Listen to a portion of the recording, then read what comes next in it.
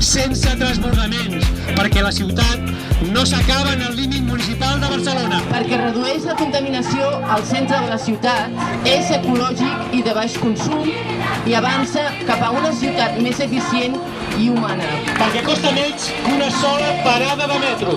I més ben valorat pels usuaris. És una oportunitat per avançar cap a un model d'operació pública. Perquè cal acabar el que ja està començat. Hem d'aconseguir d'una vegada per totes desbloquejar. És dir, regidors de l'Ajuntament de Barcelona, traieu-vos a les tonteries del cap i connectem a més de 3 milions de persones de la nostra àrea metropolitana i d'aquesta gran ciutat.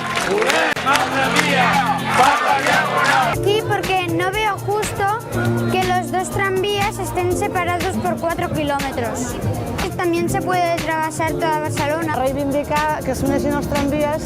Nosaltres treballem a l'Institut Jaume Balmes i estem envoltats de contaminació. És una qüestió de qualitat de l'aire que respirem a la ciutat, que no hi hagi tants cotxes. Hem de millorar, perquè és un problema realment un problema de salut a Barcelona.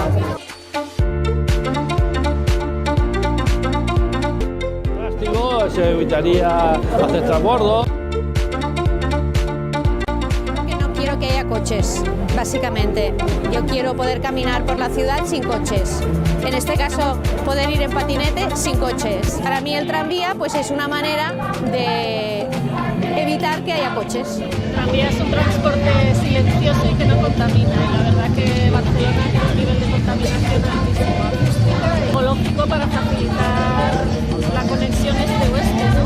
Nosaltres som d'Hospitalet i ens quedem tallats a Francesc Macià quan podríem arribar fins a Glòries i tot anar al centre. L'Aina de Sant Feliu directament afectada.